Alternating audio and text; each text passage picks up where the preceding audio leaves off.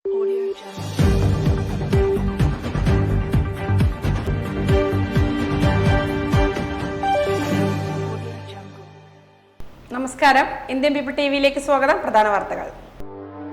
ലോക ഭൂപടത്തിൽ കേരളവും സ്ഥാനം പിടിച്ചു. വിഴിഞ്ഞം തുറമുഖത്തിന്റെ ട്രയൽ റൺ മുഖ്യമന്ത്രി നാടിന് സമർപ്പിച്ചു. തെരഞ്ഞെടുപ്പുകൾ ഇടതുപക്ഷത്തിന്റെ തിരിച്ചുവരവനായിരിക്കുമെന്ന് കെ രാധാകൃഷ്ണൻ MP. കള്ളക്കുറിശി മദ്യ ദുരന്തം അതിർത്തി പങ്കിടുന്ന പാലക്കാട് എക്സൈസ് പോലീസ് അന്തർ സംസ്ഥാന യോഗം നടത്തി. പാലക്കാട് ജംഗ്ഷൻ റെയിൽവേ സ്റ്റേഷനിൽ നിന്നും കഞ്ചാവ് പിടികൂടി. വിഴിഞ്ഞം തുറമുഖത്തിന്റെ ട്രയൽ റൺ മുഖ്യമന്ത്രി ഉദ്ഘാടനം ചെയ്തു. ദീർഘകാല സ്വപ്നം യാഥാർത്ഥ്യമായെന്നും ഇതിനു പിന്തുണ നൽകിയ എല്ലാവർക്കും കേരളത്തിന്റെ നന്ദി അറിയിക്കുന്നുവെന്നും മുഖ്യമന്ത്രി പിണറായി വിജയൻ ഉദ്ഘാടന പ്രസംഗത്തിൽ പറഞ്ഞു.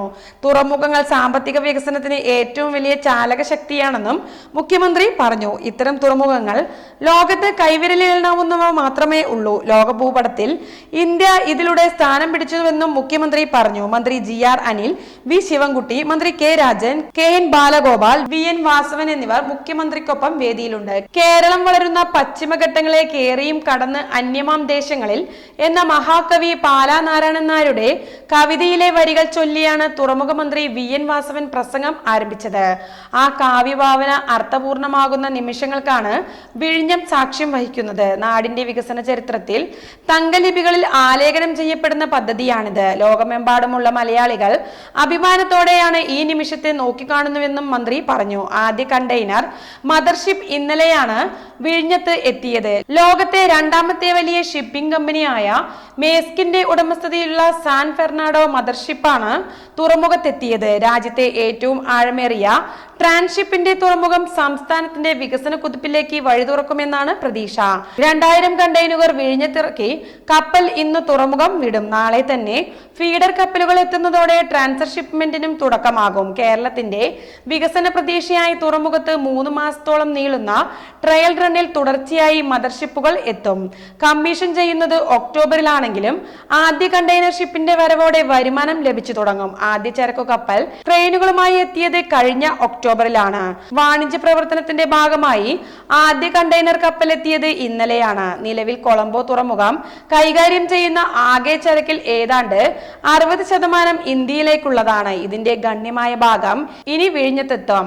ഇന്ത്യയിലേക്കുള്ള കണ്ടെയ്നറുകൾ മാത്രമല്ല, കൊളംബോയെ ഇപ്പോൾ ആശ്രയിക്കുന്ന മറ്റ് രാജ്യങ്ങളിലേക്കുള്ള കണ്ടെയ്നറുകളും മാറ്റിക്കയറ്റുന്ന ഹബ്ബായി വിഴിഞ്ഞം മാറുന്നതോടെ രാജ്യാന്തര തലത്തിൽ കേരളത്തിന്റെ വാണിജ്യ പ്രസക്തി ഉയരും. കേരളത്തിൽ 49 വാർഡുകളിൽ നടക്കുന്ന ഉപതെരഞ്ഞെടുപ്പുകൾ ഇടതുപക്ഷത്തിന്റെ തിരിച്ചുവരവിനായിരിക്കുമെന്ന് CPIM കേന്ദ്ര കമ്മിറ്റി അംഗം കെ രാധാകൃഷ്ണൻ MP. എന്താണ് അവിടുത്തെ ജനത അനുഭവിക്കുന്ന ദുരിതം എന്ന് കഴിഞ്ഞ 5 വർഷക്കാലവും 10 വർഷക്കാലവും അവരനുഭവിച്ചത്. ഇപ്പോൾ ഉത്തർപ്രദേശിൽ ജനത കൂടുതൽ അറിഞ്ഞത് BJPയുടെ ഭരണത്തിലൂടെയാണ്. അവരുടെ ദുരിതം എന്താണെന്ന് കൃത്യമായിട്ട് അറിഞ്ഞത്. അതുകൊണ്ടാണ് ഉത്തർപ്രദേശിലെ ജനത തീരുമാനിച്ചത് അവിടെ ഇനി BJPയുടെ നേതൃത്വത്തിലുള്ള ഭരണമല്ല വരേണ്ടത്, അല്ലെങ്കിൽ കേന്ദ്രത്തിലും BJP അല്ല ഭരിക്കുന്നത്.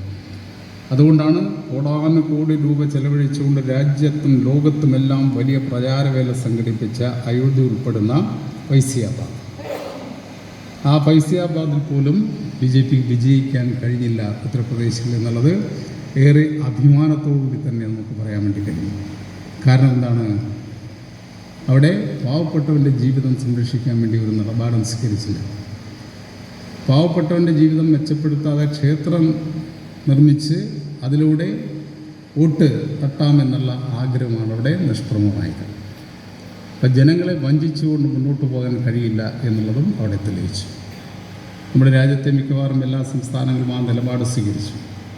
കേരളത്തിൽ വ്യത്യസ്തമായിട്ട് ചിന്തിച്ചിട്ടുണ്ട്. അതുകൊണ്ടാണ് ഇടതുപക്ഷം ഒരു സീറ്റിലേക്ക് മാത്രം മാറിപ്പോയത്. കൊല്ലങ്കോട് ബ്ലോക്ക് പാലത്തുള്ളി ഡിവിഷൻ ഉപതെരഞ്ഞെടുപ്പ് NDF കൺവെൻഷൻ ഉദ്ഘാടനം ചെയ്യുകയായിരുന്നു അദ്ദേഹം. ലോക്സഭാ തെരഞ്ഞെടുപ്പോടുകൂടി LDFന്റെ കാലം കഴിഞ്ഞെന്ന് പ്രചരിപ്പിക്കുന്നവർ 2019 ലോക്സഭാ തെരഞ്ഞെടുപ്പിന് ശേഷമുള്ള തദ്ദേശ സ്വയംഭരണ തെരഞ്ഞെടുപ്പിലെയും 2021 നിയമസഭാ തെരഞ്ഞെടുപ്പിലെയും LDFന്റെ മുന്നേറ്റം ഓർക്കണം. BJP 3ാം തവണയും ഭരണത്തിൽ വന്നതോടെ രാജ്യവിരുദ്ധ നയങ്ങളും അസമത്വങ്ങളും വീണ്ടും വളരുക തന്നെ ചെയ്യും. BJPയുടെ ജനദ്രോഹ ഭരണത്തിൽ മനം മടുത്തതിന്റെ തെളിവായിരുന്നു അയോധ്യ ഉൾപ്പെട്ട ഫൈസാബാദിലും UPAയിലെ വിവിധയിടങ്ങളിലും അവർ നേരിട്ട പരാജയം. ഇന്ന് ലോകത്ത് ഫ്രാൻസ്, ഇംഗ്ലണ്ട്, ലാറ്റിൻ അമേരിക്കൻ രാജ്യങ്ങൾ എന്നിവിടങ്ങളിലെല്ലാം ഇടതുപക്ഷം തിരിച്ചുവരവിന്റെ പാതയിലാണ്. ഇടതുപക്ഷ നയങ്ങളും പിന്തിരിപ്പൻ നയങ്ങളും തമ്മിലുള്ള പോരാട്ടമായിരിക്കണം വരുന്ന തിരഞ്ഞെടുപ്പെന്നും അദ്ദേഹം പറഞ്ഞു. CPIM സംസ്ഥാന കമ്മിറ്റി അംഗം CK രാജേന്ദ്രൻ, CPI ജില്ലാ എക്സിക്യൂട്ടീവ് കമ്മിറ്റി അംഗം NG മുരളീധരൻ നായർ, ജനതാൾ സംസ്ഥാന general secretary advocate Murugadas, Kerala Congress ജില്ലാ കമ്മിറ്റി അംഗം V സുരേഷ് ബാബു, CPIM ജില്ലാ കമ്മിറ്റി അംഗം നിതിൻ കണിച്ചേരി, സ്ഥാനാർത്ഥി പ്രസന്നകുമാരി, CPIM ഏരിയ കമ്മിറ്റി അംഗങ്ങളായ Shri Krishnankutty, KR Kumaran, S Pradosh, K Guruvayurappan, local secretary PR Parameswaran, panchayat president M Hamzath എന്നിവർ സംസാരിച്ചു. A മുഹമ്മദ് മുസ അധ്യക്ഷത വഹിച്ചു. S പ്രദോഷ് സ്വാഗതവും C കൃഷ്ണൻകുട്ടി നന്ദിയും പറഞ്ഞു. കള്ളക്കുറിശി മദ്യദുരന്തത്തിന്റെ പശ്ചാത്തലത്തിൽ കേരള എക്സൈസ് പോലീസ് അന്തർ സംസ്ഥാന മീറ്റിംഗ് നടത്തി. ഓൺലൈൻ മുഖേനയായിരുന്നു മീറ്റിംഗ് സംഘടിപ്പിച്ചത്. തമിഴ്നാട് കള്ളക്കുറിശി മദ്യദുരന്ത പശ്ചാത്തലത്തിൽ തമിഴ്നാട് അതിർത്തി പങ്കിടുന്ന പാലക്കാട് ജില്ലയിൽ എൻഫോഴ്സ്മെന്റ് പ്രവർത്തനങ്ങൾ ശക്തിപ്പെടുത്തുന്നതിന്റെ ഭാഗമായാണ് അടിയന്തര മീറ്റിംഗ് നടത്തിയത്. Palakkad deputy excise commissioner V റോബർട്ടിന്റെ നേതൃത്വത്തിലായിരുന്നു യോഗം. പാലക്കാടുമായി അതിർത്തി പങ്കിടുന്ന കോയമ്പത്തൂർ ജില്ലയിലെ ആനമല, പുതൂർ, വാളയാർ, ആനക്കട്ടി, മീനാക്ഷിപുരം, ഗോപാലപുരം, കാറമട പ്രദേശങ്ങൾ ഉൾപ്പെടുന്ന സ്ഥലങ്ങളിലെ DYSPമാർ അടക്കമുള്ള തമിഴ്നാട്ടിലെ ഉന്നത പോലീസ് ഉദ്യോഗസ്ഥരും പാലക്കാട് ASP അശ്വതി ജിജി IPS അടക്കമുള്ള കേരള അതിർത്തി മേഖലയിലെ കേരള പോലീസിലെ ഉയർന്ന ഉദ്യോഗസ്ഥരും കോയമ്പത്തൂർ പ്രോഹിബിറ്റേഷൻ വിഭാഗത്തിലെ ജില്ലാ മേധാവി അടക്കമുള്ളവരും എക്സൈസിലെ പാലക്കാട്, ചിറ്റൂർ, കൊല്ലങ്കോട്, നെന്മാറ, അഗളി, മണ്ണാർക്കാട് എക്സൈസ് നാർക്കോട്ടിക് ജില്ലാതല സ്ക്വാഡ് അടക്കമുള്ള ഉദ്യോഗസ്ഥരും പാലക്കാട് ജില്ലയിലെ 9 എക്സൈസ് ചെക്ക് പോസ്റ്റിലെ ഉദ്യോഗസ്ഥരും ഈ മീറ്റിംഗിൽ പങ്കെടുത്തു. അതിർത്തി പ്രദേശങ്ങളിലെ പരിശോധനകൾ ശക്തിപ്പെടുത്തുവാനും കുറ്റകൃത്യങ്ങൾ ഏർപ്പെടുത്തുന്നവരുടെ വിവരങ്ങൾ പരസ്പരം കൈമാറുവാനും കള്ളുചെത്തത്തോട്ടം അടക്കം പ്രദേശങ്ങളിൽ പരിശോധനകൾ ശക്തിപ്പെടുത്തുവാനും യോഗത്തിൽ തീരുമാനിച്ചു. ജില്ലയിൽ യാതൊരു അനിഷ്ട സംഭവങ്ങളും ഉണ്ടാകാതിരിക്കാൻ കേരള, തമിഴ്നാട് പോലീസിന്റെ സഹായത്തോടെ വരും ദിവസങ്ങളിൽ പരിശോധനകൾ കാര്യക്ഷമമാക്കുമെന്ന് deputy excise commissioner V Robert അറിയിച്ചു. 2 പരിശോധനകളിലായി 28 കിലോ കഞ്ചാവ് പിടികൂടി. Palakkad excise enforcement and anti narcotic special squad excise circle inspector Jiji പോളും പാലക്കാട് RPFും സംയുക്തമായി പാലക്കാട് ജംഗ്ഷൻ റെയിൽവേ സ്റ്റേഷനിലെ പ്ലാറ്റ്ഫോമിലും ട്രെയിനുകളിലും നടത്തിയ പരിശോധനയിൽ ഇന്നലെ ഉച്ചയ്ക്ക് 1:45 3-ാം നമ്പർ പ്ലാറ്റ്ഫോമിൽ നിന്നും ഉടമസ്ഥനില്ലാത്ത നിലയിൽ കണ്ടെത്തിയ ഒരു ഷോൾഡർ ബാഗിൽ സൂക്ഷിച്ചിരുന്ന 2 പാക്കറ്റുകളിൽ നിന്നായി 9.42 കിലോഗ്രാം കഞ്ചാവ് കണ്ടെത്തി. കൂടാതെ വൈകിട്ട് 6:30 വീണ്ടും നടത്തിയ സംയുക്ത പരിശോധനയിൽ 3-ാം നമ്പർ പ്ലാറ്റ്ഫോമിൽ നിന്നും ഉടമസ്ഥനില്ലാത്ത ഒരു ട്രോളി ബാഗിൽ 9 പാക്കറ്റുകളിലായി സൂക്ഷിച്ചിരുന്ന 18.700 കിലോഗ്രാം കഞ്ചാവ് സഹിതം രണ്ടാമതൊരു കേസ് കൂടി കണ്ടെത്തി. സംയുക്ത പരിശോധനയിൽ excise circle inspector Jiji Paul, Palakkad RPF assistant sub inspector Shajukumar P, വനിതാ constable Veena Ganesh, excise preventive officer B Sreejith, Yasir Arafath, K Ragesh, Shiju G, P Saravanan, വനിതാ civil excise officer Renukadevi, Ranju KR എന്നിവരുണ്ടായി. ആന്ധ്ര, ഒറീസ സംസ്ഥാനങ്ങളിൽ കഞ്ചാവ് വിളവെടുപ്പ് കാലമായതിനാൽ വരും ദിവസങ്ങളിലും റെയിൽവേ സ്റ്റേഷനുകളിലും ദേശീയ സംസ്ഥാന പാതകളിലും കർശന പരിശോധനയ്ക്ക് Palakkad deputy excise commissioner V Robert നിർദ്ദേശം നൽകിയിട്ടുള്ളതിനാൽ ശക്തമായ പരിശോധന തുടരുമെന്ന് അധികൃതർ അറിയിച്ചു. സംസ്ഥാനത്ത് പനിബാധിതരുടെ എണ്ണത്തിൽ ഇന്നും കുറവില്ല. 13,196 പേരാണ് ഇന്ന് പനി ചികിത്സയ്ക്കായി ആശുപത്രികളിൽ എത്തിയത്. 145 പേർക്കാണ് ഡെങ്കിപ്പനി സ്ഥിരീകരിച്ചത്. 416 പേർ ഡെങ്കിപ്പനിയുടെ രോഗലക്ഷണവുമായി ചികിത്സയിലാണ്. 42 പേർക്ക് H1N1 പനിയും സ്ഥിരീകരിച്ചു. രോഗവ്യാപനം തുടരുന്ന പശ്ചാത്തലത്തിൽ ആരോഗ്യവകുപ്പ് ജാഗ്രതാ നിർദ്ദേശം നൽകിയിട്ടുണ്ട്. ഇതിനിടെ തിരുവനന്തപുരം നെയ്യാറ്റിൻകരയിൽ 6 പേർക്ക് കൂടി കോളറ സ്ഥിരീകരിച്ചു. ഇതോടെ 10 പേരാണ് കോളറ ബാധിച്ച് നിലവിൽ ചികിത്സയിലുള്ളത്. ജില്ലാ ജനറൽ ബോഡി യോഗവും GST സെമിനാറും AKDCA സംസ്ഥാന ട്രഷറർ ശ്രീവത്സ മേനോൻ ഉദ്ഘാടനം ചെയ്തു.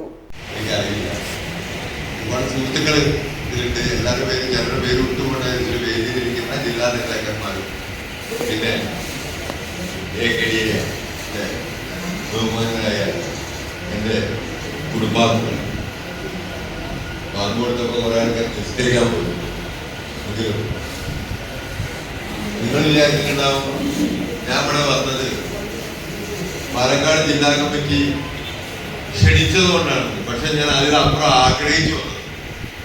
ഈ ആഗ്രഹിക്കാൻ ഒരു കാരണം ഉണ്ടായി. കാരണം തന്നെ പറയാം, ഇവിടെ വന്നു കഴിയുമ്പോൾ തന്നെ ഒരാളെ കൈകൊടുത്ത് ക്ഷണിച്ചു. അതൊരു ആഗ്രഹത്തിന്റെ ഇതായിരുന്നു. ജില്ലാ വ്യാപാര ഭവൻ ഹാളിൽ വെച്ച് ചേർന്ന യോഗത്തിൽ ജില്ലാ പ്രസിഡന്റ് എ ശിവകുമാർ അധ്യക്ഷത വഹിച്ചു. സംസ്ഥാന vice president C V James മുഖ്യപ്രഭാഷണം നടത്തി. General secretary C K Ullas Kumar സ്വാഗതം ആശംസിച്ചു. P Natarajan, Manjusha, youth wing president Sajeev തുടങ്ങിയവർ പ്രസംഗിച്ചു.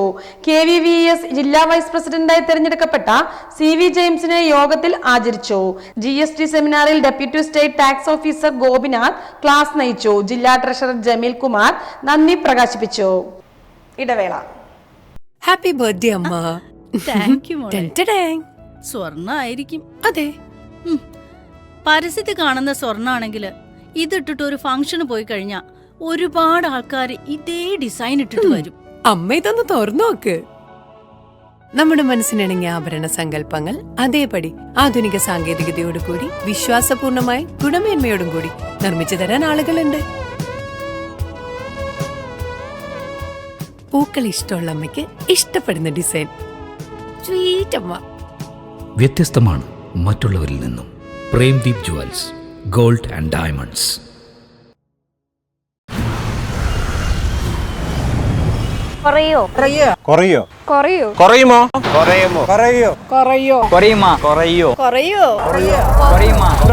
കുറഞ്ഞല്ലോ പാലക്കാട് പണിക്കൂലി. കേരളത്തിലെ ഏറ്റവും വലിയ ഹോൾസെയിൽ ജ്വല്ലറിയായ ട്രിനിറ്റി ഗോൾഡിന്റെ പാലക്കാട് ഷോറൂമിൽ നിന്ന് 100% 916 HUID സ്വർണ്ണാഭരണങ്ങൾ ഇനി നിങ്ങൾക്കും തൃശൂരിലെ അതേ ഫാക്ടറി വിലയിൽ സ്വന്തമാക്കാം. Trinity gold near stadium bus stand, Palakkad. ഇതാണ് പണിക്കൂലി കുറഞ്ഞ പാലക്കാട്. ഇത് മിന്നു എന്ന വിസ്മയ, കൊടുവായൂർ 8ാം ക്ലാസ്സിലെ വിദ്യാർത്ഥിനി. കൊടുവായൂർ GLP വിദ്യാലയത്തിൽ പ്രവർത്തിക്കുന്ന ഫിസിയോതെറാപ്പി സെന്ററിൽ വെച്ച് തെറാപ്പിക്ക് വന്നതാണ് വിസ്മയയും അമ്മ സൗമ്യയും. TC വാങ്ങിപ്പോയി 3 കൊല്ലമായി. തെറാപ്പിക്ക് പോകുന്ന വഴുതാൻ പഠിച്ച 3ാം ക്ലാസ്സിൽ പഠിച്ച അധ്യാപകനെ കണ്ടതും പിന്നെ ഒന്നും ആലോചിച്ചില്ല. നേരെ ക്ലാസ്സിൽ കയറി അവളുടെ സ്ഥാനത്ത് ഇരിപ്പുറപ്പിച്ചു. 3ാം ക്ലാസ്സിലെ ഇപ്പോഴത്തെ വിദ്യാർത്ഥികൾ പരിഭ്രമിച്ചു. അവർക്ക് ഇത്തരം കുട്ടികളെ പൊതുവെ ഭയമാണല്ലോ. അധ്യാപകർ പറഞ്ഞു മനസ്സിലാക്കി കൊടുത്തു. പെട്ടെന്ന് മഞ്ഞുരുകി.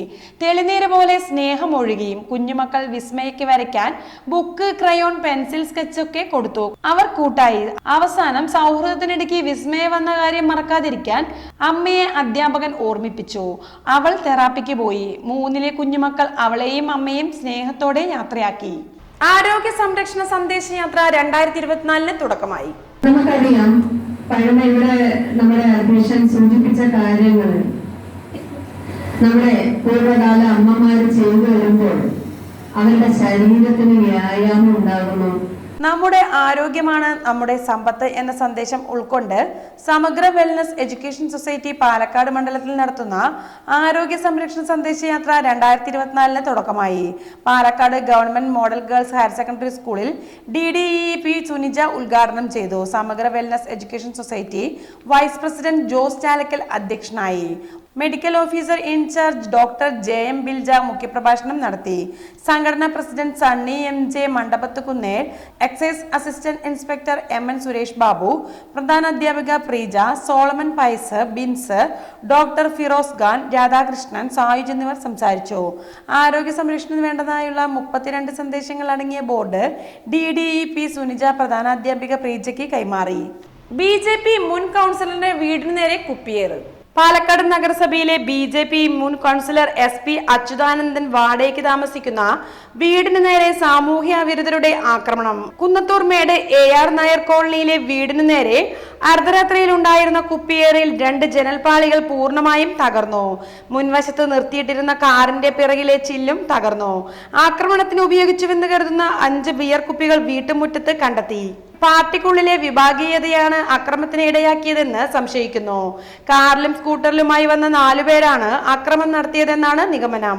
വീട്ടിൽ നിന്ന് ശേഖരിച്ച CCTV ദൃശ്യങ്ങളിൽ നിഴൽ പോലെ ചില ആളുകളെ കണ്ടെത്തിയതായി സംഭവത്തിൽ കേസെടുത്ത സൗത്ത് പോലീസ് അറിയിച്ചു. കൂടുതൽ CCTV ദൃശ്യങ്ങൾ പരിശോധിച്ചു വരികയാണെന്നും പോലീസ് പറഞ്ഞു.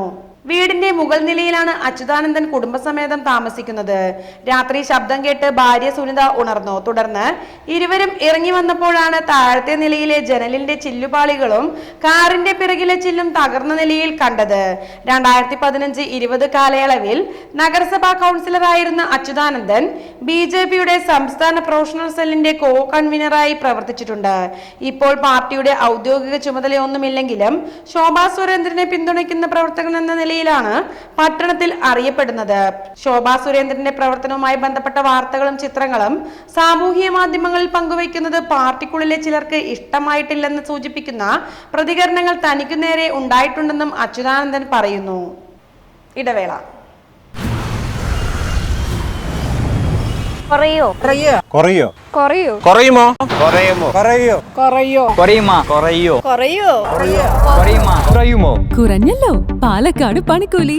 കേരളത്തിലെ ഏറ്റവും വലിയ ഹോൾസെയിൽ ജ്വല്ലറിയായ ട്രിനിറ്റി ഗോൾഡിന്റെ പാലക്കാട് ഷോറൂമിൽ നിന്ന് 100% 916 HUID സ്വർണ്ണാഭരണങ്ങൾ ഇനി നിങ്ങൾക്കും തൃശൂരിലെ അതേ ഫാക്ടറി വിലയിൽ സ്വന്തമാക്കാം. Trinity Gold, near Stadium Bus Stand, Palakkad. ഇതാണ് പണിക്കൂലി കുറഞ്ഞ പാലക്കാട്. ഹാപ്പി ബർത്ത്ഡേ അമ്മ. താങ്ക് യു മോളെ. ടെൻറ്റഡാങ്. സ്വർണ്ണായിരിക്കും. അതെ, പരസ്യത്തിൽ കാണുന്ന സ്വർണ്ണാണെങ്കിൽ ഇതിട്ടിട്ട് ഒരു ഫംഗ്ഷന് പോയി കഴിഞ്ഞാ ഒരുപാട് ആൾക്കാർ ഇതേ ഡിസൈൻ ഇട്ടിട്ട് വരും. അമ്മ ഇതൊന്ന് തുറന്നു നോക്ക്. നമ്മുടെ മനസ്സിനിണങ്ങിയ ആഭരണ സങ്കല്പങ്ങൾ അതേപടി ആധുനിക സാങ്കേതികതയോടു കൂടി വിശ്വാസപൂർണമായി ഗുണമേന്മയോടും കൂടി നിർമ്മിച്ചു തരാൻ ആളുകളുണ്ട്. പൂക്കൾ ഇഷ്ടമുള്ള അമ്മയ്ക്ക് ഇഷ്ടപ്പെടുന്ന ഡിസൈൻ. സ്വീറ്റ് അമ്മ. വ്യത്യസ്തമാണ് മറ്റുള്ളവരിൽ നിന്നും. Premdeep jewels, gold and diamonds. Rubber തീപ്പുരയിൽ തീപിടുത്തം, 1 ടൺ കത്തിനശിച്ചു. വേലിക്കാട് വള്ളിത്തോട്ടത്തിൽ ജോസ് തോമസിന്റെ റബ്ബർ പുകപ്പുരയിൽ തീപിടുത്തം. ഉണക്കാനിട്ട 1 ടൺ റബ്ബർ ഷീറ്റ്, 180 കിലോ ഒട്ടുപാൽ എന്നിവ കത്തിനശിച്ചു. ഇന്നലെ രാവിലെയാണ് സംഭവം. നാട്ടുകാർ തീയണയ്ക്കാൻ ജാഗ്രത കാണിച്ചതിനാൽ വ്യാപനം തടയാനായി കോങ്ങാട് അഗ്നിരക്ഷാ കേന്ദ്രത്തിൽ നിന്നും അഗ്നിരക്ഷാ പ്രവർത്തകരെത്തി തീ പൂർണ്ണമായും അണച്ചു. തീപിടുത്തത്തിൽ 3 ലക്ഷം രൂപയുടെ നഷ്ടം കണക്കാക്കുന്നു. തമിഴ്നാട്ടുകാരനായ വ്യാപാരിക്ക് നേരെ അജ്ഞാതരുടെ ആക്രമണം. പുഴയിൽ കുളിക്കാനിറങ്ങിയ കരൂർ കൃഷ്ണരായപുരം മുതലിയ സ്ട്രീറ്റിലെ പത്മനാഭനാണ് ആക്രമിക്കപ്പെട്ടത്. ഇയാളുടെ കയ്യിലുണ്ടായിരുന്ന പണം തട്ടിപ്പറിക്കാൻ ലക്ഷ്യമിട്ടിട്ടുള്ള ആക്രമണമാണെന്നാണ് പോലീസിന്റെ പ്രാഥമിക നിഗമനം. പുഴയിലെ വിജനമായ പ്രദേശത്ത് ഇന്നലെ രാവിലെ 7:30യോടെയാണ് സംഭവം. തലയ്ക്കും ദേഹത്തും ഗുരുതര പരിക്കേറ്റ പത്മനാഭൻ തൃശൂർ മെഡിക്കൽ കോളേജ് ആശുപത്രിയിൽ ചികിത്സയിലാണ്. കത്തിക്കൊണ്ടുള്ള ആക്രമണത്തിൽ തലയിലും മുതുകിലും കഴുത്തിലുമാണ് സാരമായ പരിക്ക്. മായന്നൂർ പാലത്തിന് താഴെ നിന്ന് കിഴക്ക് 200 മീറ്ററോളം അകലെയാണ് ആക്രമണമുണ്ടായത്. വാണിയംകുളം പ്രതിവാര കന്നുകാലി ചന്തയിലേക്ക് കച്ചവടത്തിനായി സ്ഥിരമായി വരാറുള്ളയാളാണ് പത്മനാഭനെന്നും പോലീസ് പറഞ്ഞു.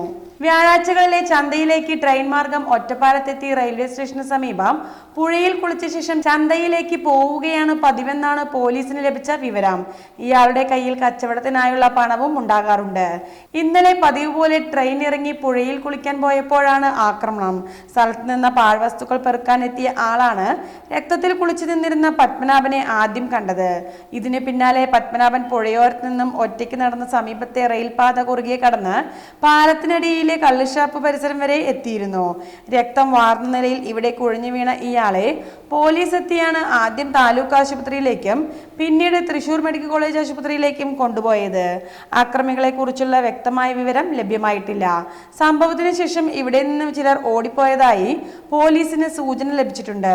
സ്ഥലത്ത് പോലീസും വിരലടയാള വിദഗ്ധരും സയന്റിഫിക് സംഘവും ഡോഗ് സ്ക്വാഡും പരിശോധന നടത്തി. ആക്രമണത്തിന് ഉപയോഗിച്ചതെന്ന് കരുതുന്ന പിടിയില്ലാത്ത കത്തിയും പരിക്കേറ്റയാൽ ധരിച്ചിരുന്ന രക്തക്കറ പുരണ്ട മുണ്ടും ചെരുപ്പും പോലീസ് കണ്ടെത്തി. രക്തക്കറയുടെ സാമ്പിൾ ശാസ്ത്രീയ പരിശോധനാ വിഭാഗങ്ങൾ ശേഖരിച്ചു. ഒറ്റപ്പാലം SI M സുനിലിന്റെ നേതൃത്വത്തിലാണ് അന്വേഷണം. അനങ്ങനടിയിലെ സീഡ് ഫാം നവീകരണം തുടങ്ങി.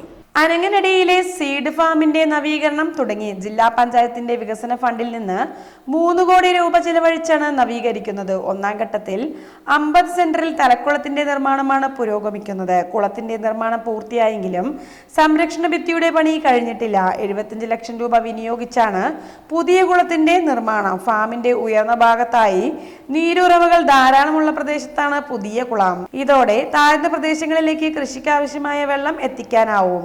രണ്ടാം വിള സമയത്ത് നെൽകൃഷിയെയും പച്ചക്കറി കൃഷിയെയും വരൾച്ച ബാധിക്കാറുണ്ട്. ഇതിനെല്ലാം പരിഹാരമായിട്ടാണ് പുതിയ കുളത്തിന്റെ നിർമ്മാണം. ജീവനക്കാരുടെയും ഉദ്യോഗസ്ഥരുടെയും ക്വാർട്ടേഴ്സുകളുടെയും നവീകരണം തുടങ്ങിയിട്ടുണ്ട്. വാണിയംകുളം കോതകുർശി റോഡിലാണ് 18 ഏക്കറിൽ സീഡ് ഫാം സ്ഥിതി ചെയ്യുന്നത്. ഇതിൽ 11 ഏക്കറിൽ നെൽവിത്ത് ഉൽപാദനമാണ് നടത്തുന്നത്. 1964 നിർമ്മിച്ചതാണ് നിലവിലെ ഫാം കെട്ടിടങ്ങൾ. അടിസ്ഥാന സൗകര്യങ്ങളുടെ കുറവ് മൂലം ഉൽപാദനത്തിലും ഉൽപാദനക്ഷമതയിലും ഏറ്റവും പിന്നിലാണ് അനങ്ങനടിയിലെ സീഡ് ഫാം. 19 തൊഴിലാളികളും 5 ഉദ്യോഗസ്ഥരുമാണ് നിലവിലുള്ളത്. ഇടവേള. പാലക്കാട് വരുമ്പോ പുതിയ കമ്മൽ വാങ്ങിച്ചരാന്ന് പറഞ്ഞിട്ട് ഒരു ചമ്മലും ഇല്ല അല്ലേ? എന്തിനാ ഒരു കമ്മലാക്കുന്നേ? ഒരു ആഭരണ ഫാക്ടറിയിലേക്ക് എന്നെ കൊണ്ടുപോയേക്കാം. ഇഷ്ടം പോലെ വാങ്ങിച്ചു. ആഭരണ ഫാക്ടറിയോ? എവിടെ? നമ്മുടെ പാലക്കാട് തന്നെ. വേഗം റെഡി ആയിക്കോ, പോവാം.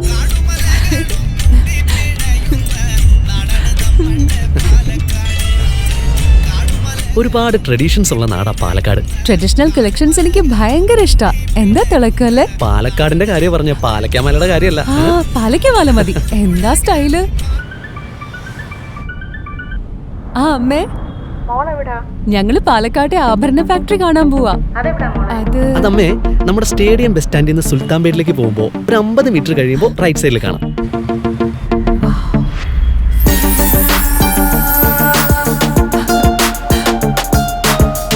എന്താ സ്റ്റൈല്? കൊള്ളാലേ? Antique Chettinad temple light weight. ഏതാ വേണ്ടത്? എല്ലാം.